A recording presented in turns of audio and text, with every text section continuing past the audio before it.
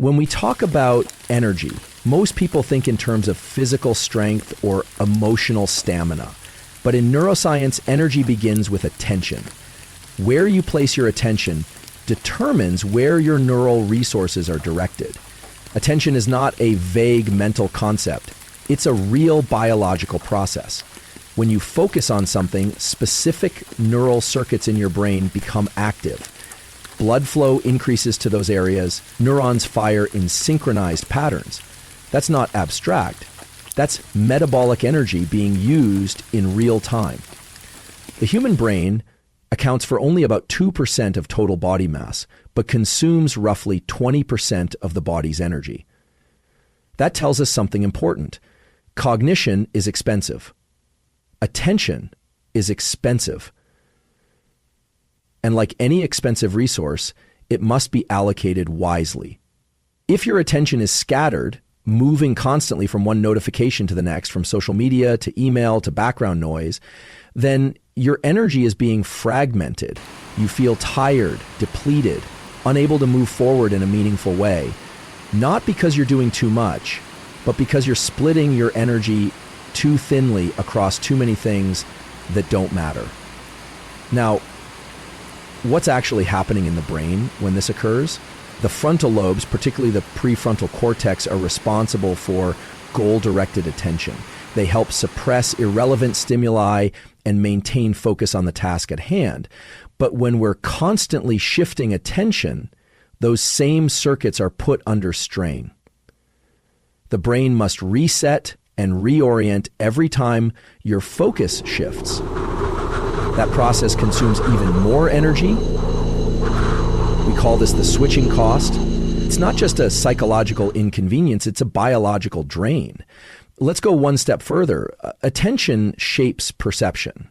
The thalamus acts like a gatekeeper in the brain, regulating what sensory information is allowed into conscious awareness. It doesn't let everything in. It prioritizes what you're paying attention to. So what you notice, what seems important to you, is determined by where your attention is. And that means your entire reality is filtered through the lens of focus. You are not just using energy. When you focus, you are creating your experience of the world. Most people don't lose their energy because they're physically overworked. They lose it because they're mentally overstimulated. They're feeding their attention to low-quality inputs, gossip, algorithm-driven outrage, noise disguised as news. This drains dopamine and diminishes the brain's capacity for motivation. Dopamine is not just about pleasure, it's about drive and direction. And attention is the steering wheel for that drive. When you let your attention be hijacked, your energy follows.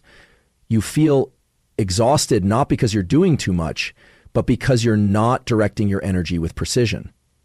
One way to reclaim your energy is to become more intentional with your attention. That means eliminating passive consumption. It means building in structured blocks of deep work. It means guarding the first 30 minutes of your morning, not just from technology, but from mental clutter. The first 30 minutes after waking are when the brain is most neuroplastic, most sensitive to inputs. Where your attention goes during that window sets the tone for your nervous system for the rest of the day. There's also a physiological basis to all of this. When we focus, we activate the locus ceruleus in the brainstem, which releases norepinephrine, a neuromodulator that sharpens awareness. This is your body preparing you to engage. The pupils dilate. The heart rate subtly shifts. Glucose is mobilized. That's not a metaphor. That's your biology aligning with your focus. It's energy being mobilized in service of what you're paying attention to. Now, consider the inverse. When attention is diffuse, when the brain is stuck in what we call default mode, energy becomes unfocused. The body lacks alignment. There is internal noise. You begin to feel anxious, restless, distracted. Not because something is wrong, but because your energy lacks a direction. Energy without attention is chaos. Attention without clarity is wasted fuel. But when the two are aligned, when your attention is clear and deliberate, your energy becomes ordered, powerful, and sustainable. You are not born with a fixed amount of usable energy each day. You shape it. You shape it with your inputs, your routines, and, most importantly, your attention. When you start treating attention like currency, something finite and valuable, you begin to invest it wisely. You stop giving it away for free. You stop letting it be stolen. And you start reclaiming your energy, not by doing more, but by doing less, more precisely. Focus is not just a mindset or motivational idea. It's a biological process. It's built into the structure and chemistry of the human brain. And like any biological process, it can be trained, disrupted, enhanced, or depleted. Understanding the biology of focus gives you an edge. It gives you a map to navigate your own cognitive performance. At the center of this process is the prefrontal cortex, a region located just behind the forehead. This area is responsible for what neuroscientists call top-down control. That means it can suppress distractions, inhibit impulses, and maintain sustained attention on a task or goal. It does this by interacting with multiple brain systems, especially those involved in motivation, emotion, and memory. Focus is not one single function. It's the result of coordination between multiple networks. The dorsolateral prefrontal cortex plays a key role in working memory, keeping relevant information active while you're concentrating. The anterior cingulate cortex monitors for conflict and errors, helping you redirect attention when it wanders. The parietal cortex helps with spatial and visual attention. It's what allows you to focus on a specific location or object in your environment. All of this neural coordination relies on neurochemical systems. Two of the most important chemicals involved in focus are dopamine and norepinephrine. Dopamine is a neuromodulator that influences motivation and reward. It helps you stay engaged in a task by signaling that what you're doing is meaningful or will lead to a desirable outcome. Norepinephrine, on the other hand, is more about alertness. It increases the signal-to-noise ratio in the brain. In simple terms, it enhances the salience of important information and suppresses irrelevant background noise. When you sit down to do focused work, your brain is entering what we might call a task engagement state. This is not passive. It's a metabolically demanding state that requires deliberate energy allocation. Your autonomic nervous system shifts into a mode of calm alertness, increased readiness without excess stress. Ideally, this state is accompanied by rhythmic activation in the beta frequency range of brain waves, particularly over the frontal lobes. These beta oscillations are associated with goal-directed thought and problem solving, but maintaining this state is not automatic. It's influenced by your internal state, how well you slept, your blood glucose levels, your level of physical movement, even your gut microbiome. Sleep deprivation, for instance, has a direct impact on the prefrontal cortex. Even one night of poor sleep can reduce activity in this region, making it significantly harder to concentrate, filter distractions, or resist impulses. Similarly, glucose, the brain's primary energy source, plays a direct role in cognitive control. Low blood sugar can impair focus, so can dehydration. Focus also depends on your ability to switch between mental states. You don't stay focused by pushing through distractions indefinitely. You stay focused by managing when and how you focus. The brain has a default mode network, a set of regions that becomes active when you're not focused on a specific task. It's where mind-wandering, self-reflection, and imagination occur. Too much activity in this network during work will pull you out of focus. But the right balance, moving between task synchronous states and short restorative breaks, actually improves long-term concentration. One powerful tool for this is visual anchoring. The neural circuitry for focus is closely linked to the visual system. Where you direct your gaze influences your state of attention. When you hold your gaze steady on a single point, a screen, a page, a fixed object, your neural circuits begin to synchronize with that fixed point. This leads to increased activity in the prefrontal cortex and a reduction in noise from surrounding brain regions. That's not abstract. It's a measurable physiological shift in how your brain is processing information. Another layer is the role of movement and posture. The vestibular system, which helps you balance and orient in space, communicates directly with the brain regions responsible for attention. This is why standing, walking, or even changing your physical position can reset focus. It's not just about comfort. It's about engaging the sensory systems that support cognitive clarity. Your body is not separate from your brain when it comes to attention. It is part of the system. Even the timing of your focus matters. Human alertness follows a circadian rhythm, governed by the suprachiasmatic nucleus in the hypothalamus. Most people have peaks in focus 1-3 hours after waking and again in the mid-afternoon. Trying to force high focus work during low cortisol windows leads to frustration and poor outcomes, not because of lack of discipline, but because the biological systems supporting focus are not optimally engaged at that time. There's a persistent myth that taking time to focus on yourself is a form of selfishness, that by prioritizing your own needs, routines, or personal development, you're neglecting others. But from a biological and psychological perspective, the opposite is true.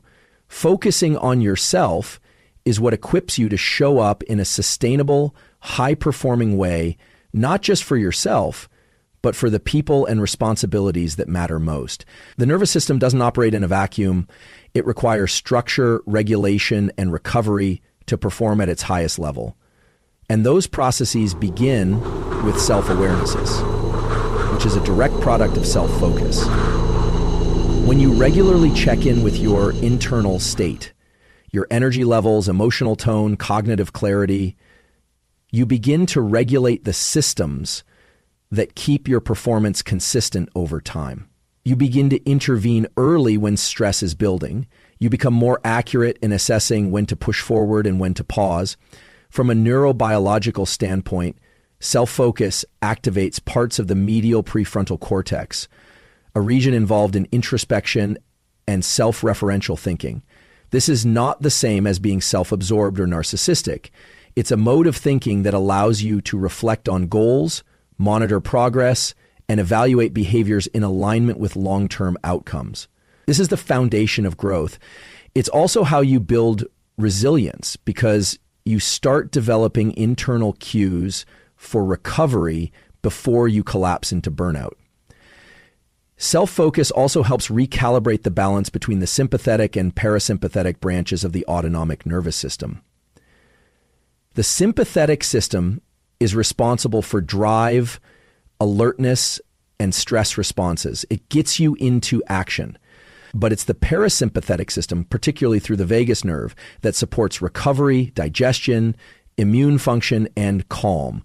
When you spend time focusing inward through breath work, journaling, controlled movement, or even mindful stillness, you activate this parasympathetic branch.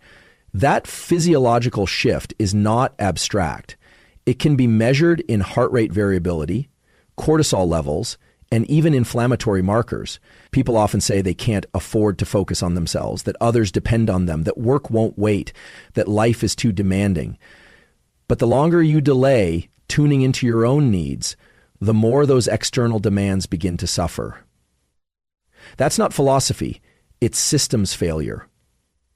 A dysregulated individual trying to regulate their world spreads stress, disconnection, and inconsistency. A regulated individual who has taken the time to focus inward, to know their thresholds, manage their inputs, and clarify their intentions brings coherence and clarity into every room they enter.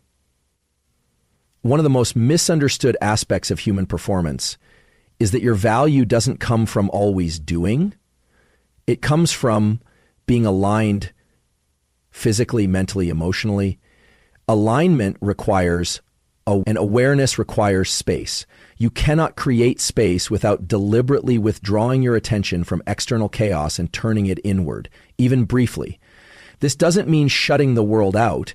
It means organizing your inner world so that when you do engage, it's from a place of strength, not reaction. Self-focus also improves decision-making. The insula, a region deep within the brain, is responsible for interoception, your brain's ability to sense internal bodily states. When this system is well calibrated, you make faster, more intuitive decisions because your body is giving you accurate real-time data. You know when something is right or wrong, not based on abstract logic alone, but based on alignment between internal and external cues. That's a skill, it's trainable. But it only develops when you give yourself permission to look inward without guilt. Culturally, many people associate self-focus with weakness or indulgence, but high performers across domains, elite athletes, special operators, scientists, creators, build structured self-focus into their daily rhythms. They know it's not a luxury, it's part of preparation.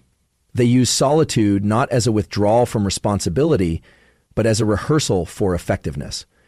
This time is where plans are made, nervous systems are reset, and clarity is restored. Even the quality of your relationships improves when you've prioritized self-focus. The mirror neuron system, which helps us empathize and connect with others, functions more accurately when we ourselves are regulated. In other words, you can't co-regulate with someone, a child, a partner, a team, if your own system is fragmented. Emotional contagion is real. If you carry chaos, you spread it. If you carry clarity, you project it. And clarity begins with the willingness to pay attention to your internal environment. What many people interpret as selfishness is often just healthy boundary setting. When you say no to protect your time, your energy, your focus, you're not turning away from others, you're turning toward alignment.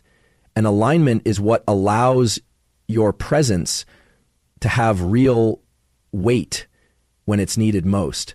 Focus is not just about what you pay attention to, it's also about what you deliberately tune out. The modern world is saturated with stimuli, each competing for a slice of your cognitive bandwidth. Every ping, every scroll, every piece of unsolicited input comes at a neurological cost. The human nervous system evolved in an environment where information was sparse and mostly relevant. Today, we're living in a radically different environment. And to thrive in it, we need to be selective. We need to remove external noise. Noise isn't just sound. In neuroscience, noise refers to any irrelevant signal that interferes with perception, decision-making, or performance. This can be auditory, visual, informational, or emotional.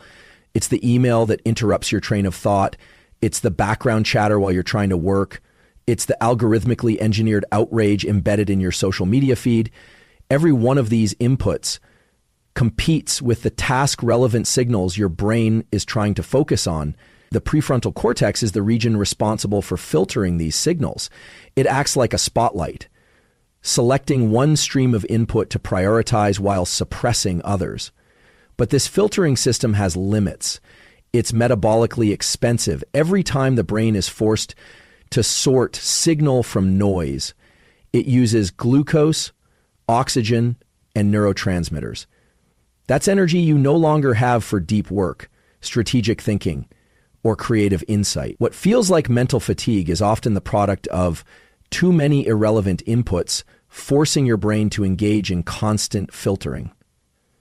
From a sensory perspective, noise directly alters the state of your nervous system. Unexpected sounds or flashing notifications activate the locus ceruleus, a brainstem structure that releases While norepinephrine can be useful in short bursts, chronic activation leads to restlessness, irritability, and impaired focus. It puts your system into a low-grade fight-or-flight mode, even if you're just sitting at your desk. The problem is compounded by digital environments. Social media, streaming platforms, and multitasking apps are designed to hijack attention. They rely on dopamine prediction error, the brain's natural response to novelty and intermittent reward. When you get a notification, there's a spike in dopamine, not because the content is valuable, but because the brain anticipates that it might be. This intermittent reinforcement loop is biologically hard to resist, and over time, it erodes the neural circuits required for sustained focus. One of the most effective strategies for regaining clarity is environmental control. This means actively shaping your surroundings to reduce unnecessary inputs. Silence your phone, use noise-canceling headphones, turn off non-essential notifications, work in a space that minimizes visual clutter. Each of these steps decreases the demand on your filtering systems and frees up cognitive resources for the work that actually matters. Even brief exposure to noisy environments impacts cognition. Research shows that working in a space with unpredictable background noise, like an open office or cafe, can reduce performance on memory and problem-solving tasks by as much as 20-30%. The reason? The brain is constantly shifting between the external distractions and the internal task. This is called attentional capture, and it's largely unconscious. You don't feel it happening, but your output suffers. External noise isn't limited to physical or digital input. It also includes social and emotional noise, the expectations, judgments, and comparisons that bombard you from others. When you're constantly tuned into what other people are doing, thinking, or achieving, you're operating from a reactive state. Your energy gets directed toward maintaining status, approval, or relevance, rather than progress, learning, or fulfillment. This activates the default mode network in the brain, the same system involved in self-referential thinking and rumination. High activity in this network is associated with anxiety and decreased task engagement. Removing external noise is not about isolation, it's about filtration. It's about choosing inputs that align with your goals, values, and biology.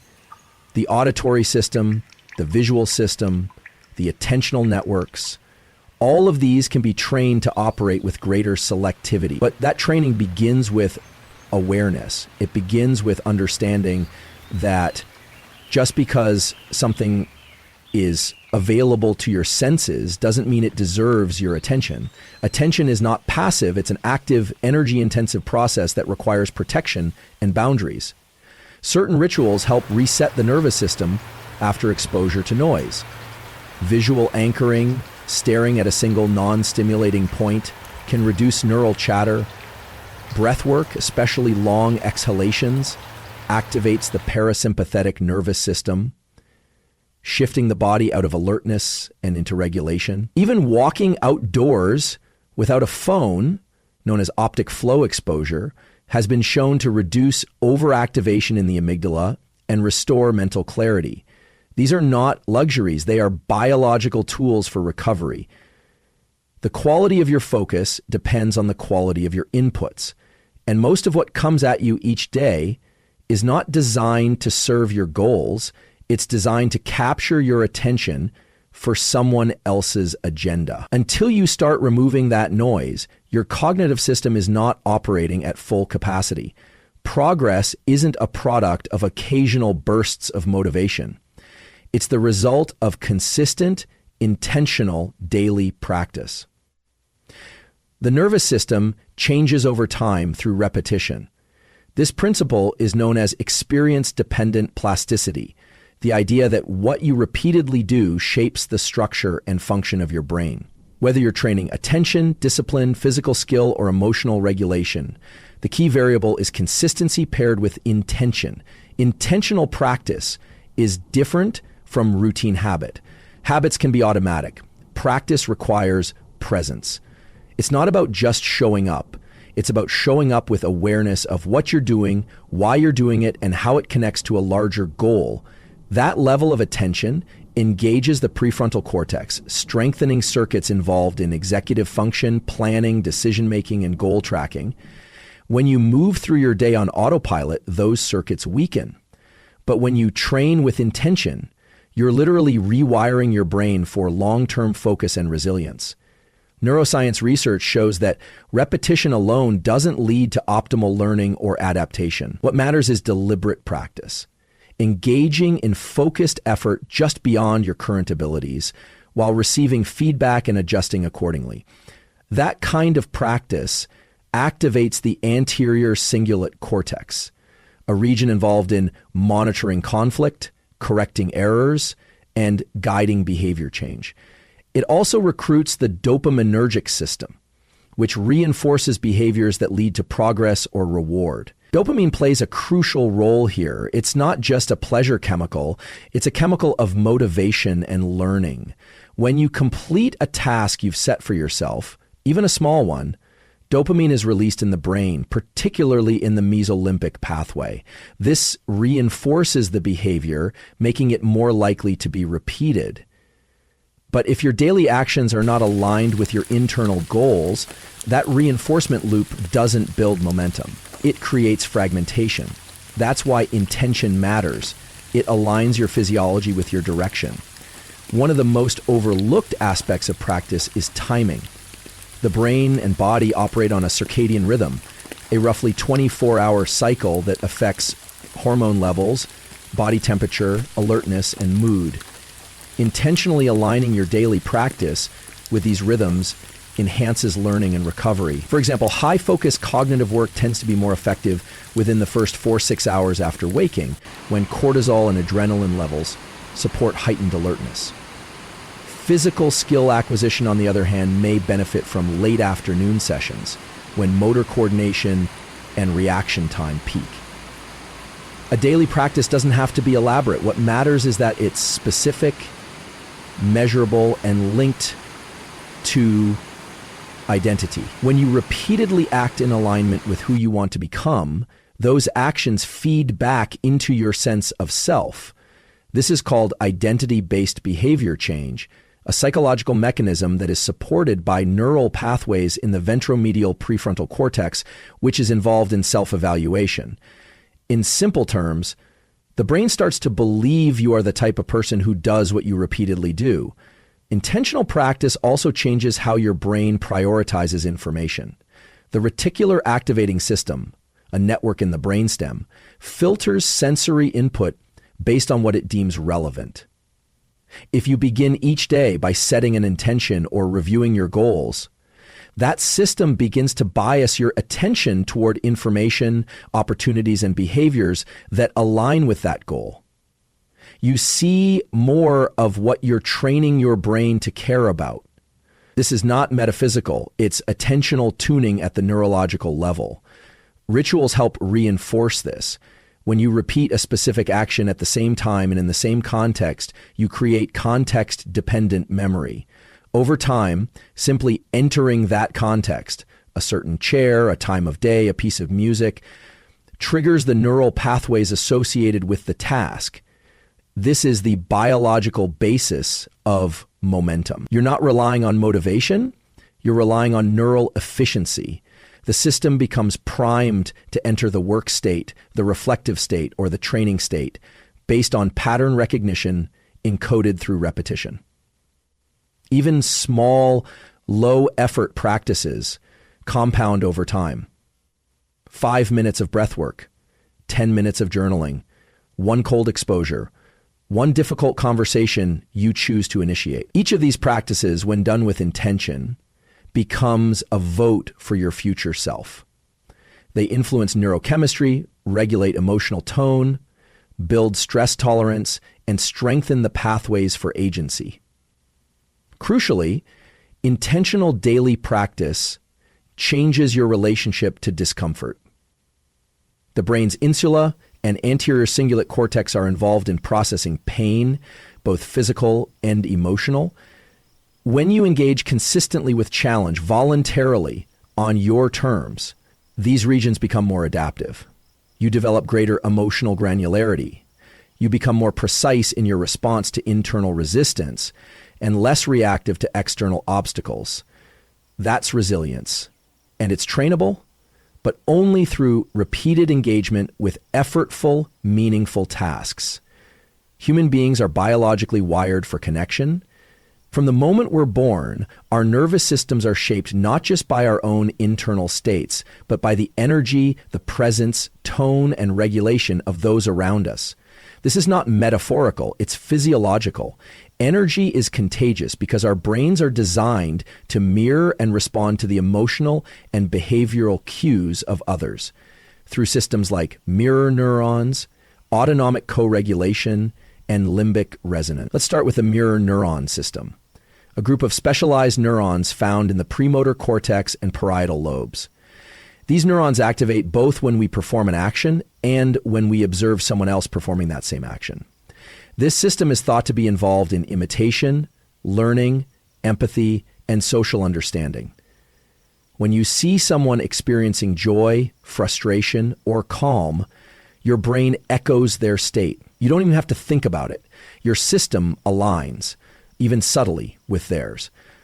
That's why a single person's emotional tone can elevate or deflate an entire group. This is also why being around someone who is agitated, chaotic, or perpetually negative can drain your cognitive resources. Your brain isn't just observing their behavior, it's simulating it, activating neural pathways that create internal tension. The amygdala, responsible for processing emotional intensity, can become overactive in environments filled with negative affect. This triggers a cascade of stress responses: elevated cortisol, shallow breathing, narrowed focus. It's not just unpleasant, it impairs your ability to think clearly, regulate emotion, and perform under pressure. On the other hand, regulated, focused, and purposeful energy has the opposite effect, as it activates the parasympathetic nervous system, calming the body, increasing heart rate variability, and improving access to the prefrontal cortex, the region responsible for decision-making, reasoning, and long-term planning. That's why, when you're in the presence of someone who is deeply grounded, your own system begins to stabilize. It's not about charisma or personality. It's about nervous system regulation and the subtle cues your body picks up on automatically. Energy is also transmitted through nonverbal communication: posture, tone of voice, eye contact, breathing rhythm. These cues are processed by your superior temporal sulcus, a part of the brain involved in detecting intention and meaning in movement. You can sense when someone is walking into a room with purpose, even if they don't say a word. You can feel when someone is hiding tension beneath a smile. Your brain is decoding these signals constantly, whether or not you're conscious of it. This transmission of energy happens in both directions. You're not just receiving input, you're also broadcasting. Every day, your internal state influences your external impact. If you're dysregulated, distracted, or depleted, that energy leaks into your environment. If you're focused, clear, and coherent, that state projects outward and influences others. Leadership, influence,